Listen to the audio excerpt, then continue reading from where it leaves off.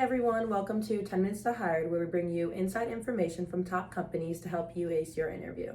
My name is Amber Champagne, and today I am joined by Kayla over at BYK.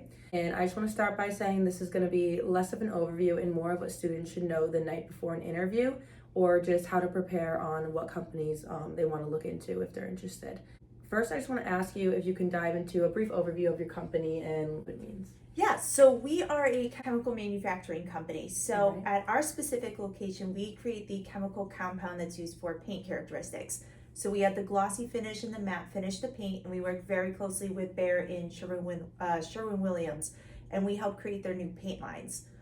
So we have 5 locations across the U.S., and actually each location makes their own products as well. Okay, that's cool. Yeah. So can I ask, what is the main location you're kind of looking to hire for here from UConn students? Yes, so we are looking for our Wallingford location along with North Haven as well. So we're looking for a lot with chemical majors and chemical engineers. Okay, perfect. So any specific business majors that you're looking for? No, we really like to see anybody who's interested. We also have accounting, research and development, so we have a lot of opportunities. We're also going through a 5-year expansion plan as well. So Okay. possibilities are really endless with us, which Nice. is great. Yeah, that is great news. So now I'm just going to ask you a few questions again to help students feel better prepared when talking to your company. Yeah. So what makes your company unique, and what do students tend to misunderstand about the industry in general? Yeah, so first of all, our name is unique. So when you hear BYK, we call it BYK. So the first thing is what people think of is BYK, the pen company. So Yeah. that's the first unique part about us. The second is, like I said, we're not only the 5 locations across the U.S., but we're also international as well. So our parent company is located in Germany, and we are one of 4 subsidiaries of our parent company, which is called Altana. The great thing about Wallingford is about 5 years ago, we went through that expansion plan, and we're actually going through another one now. So we're doing very well, and getting involved with Connecticut manufacturing, the industry, now's the time, because the state is doing a lot with our company as well. So there's a lot of great opportunities that are going on with our company. Yeah, that's great to hear for UConn students, because I'm assuming Absolutely. you're mostly looking in Connecticut. So yeah, that's great that you started looking into UConn specifically. Yep. So what should UConn students do to best prepare for their upcoming interviews with you guys? Yes, so doing some background research on the company. So getting a little bit of an idea of who we are. So this way you're prepared when you talk to the hiring manager. You can articulate what we do to show that you're prepared for the interview.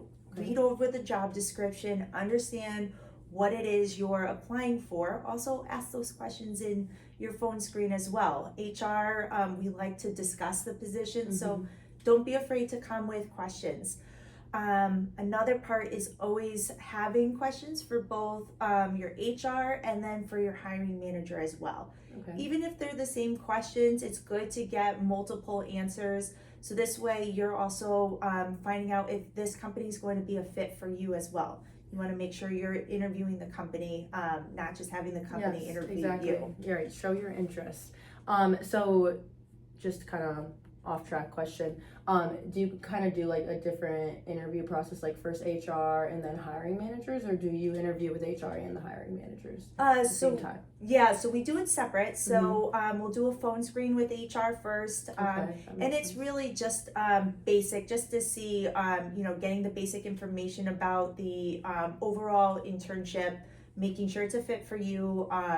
Then from there, it's a Teams interview with the hiring manager. So we like to do the video chat, since we know that students don't always have that transportation and come down to us. So, a key thing with the video is, even though it's going to be waist up, making sure you have an appropriate shirt on, a button down or a blazer.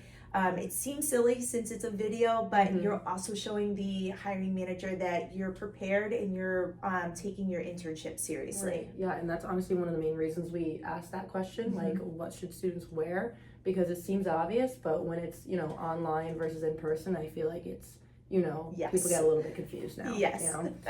And then what essential skills do you look for in potential candidates?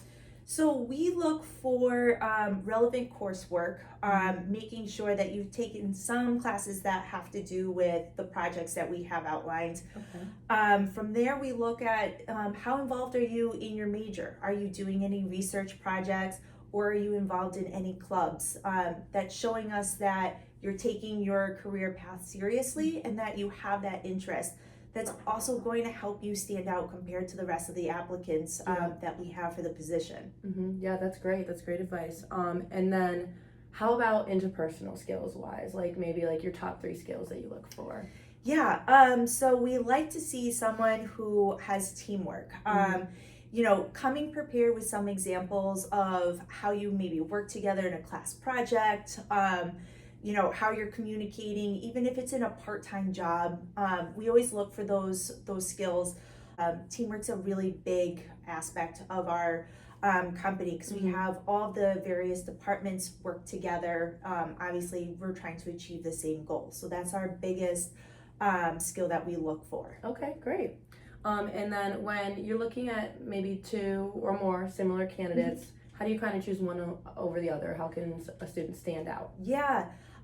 So again, making sure you're prepared for the interview, having those questions outlined, doing some background research too on the hiring manager. That's always a key part. Yeah. So one thing that we do is we always let the candidates know who you're going to be interviewing with. So it may behoove you to just go on LinkedIn, do a little background research on the manager, so you get an understanding of who you're going to be interviewing with. So you'll have those questions prepared.